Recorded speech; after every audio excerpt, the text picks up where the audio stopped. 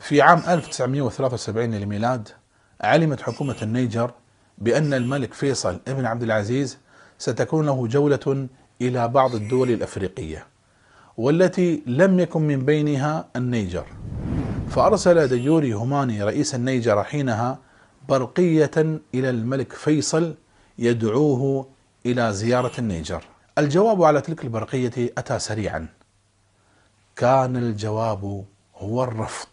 شكرا يا ربي شكرا، هديت قلبي شكرا، نورت دربي شكرا، شكرا يا رب، شكرا يا ربي شكرا، هديت قلبي شكرا، نورت دربي شكرا، شكرا يا رب، شكرا يا رب، يا منزل القرآن، يا خالق الإنسان. إنها قصة شهيرة يتداولها أهل النيجر.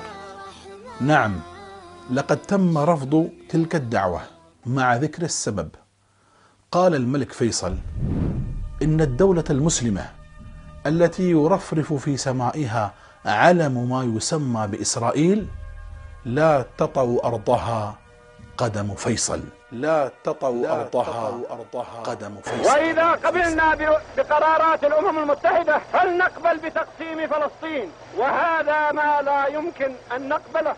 ولو أجمع العرب جميعا على أن يرضوا بوجود إسرائيل وبتقسيم فلسطين فلن ندخل معهم في هذا الاتفاق.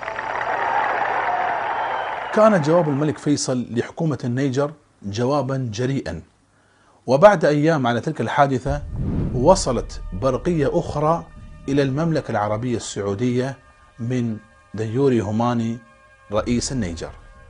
مفادها: نود أن نبلغكم لقد تم إغلاق السفارة الإسرائيلية في النيجر، فأهلا وسهلا بالملك فيصل. شكرا يا ربي شكرا، هديت قلبي شكرا، نورت دربي شكرا، شكرا يا رب. بعد أسبوعين فقط من إغلاق السفارة الصهيونية في النيجر وصل الملك فيصل إلى النيجر كأول زعيم عربي يزور النيجر. شكرا يا ربي شكرا، هديت قلبي شكرا، نورت دربي شكرا، شكرا.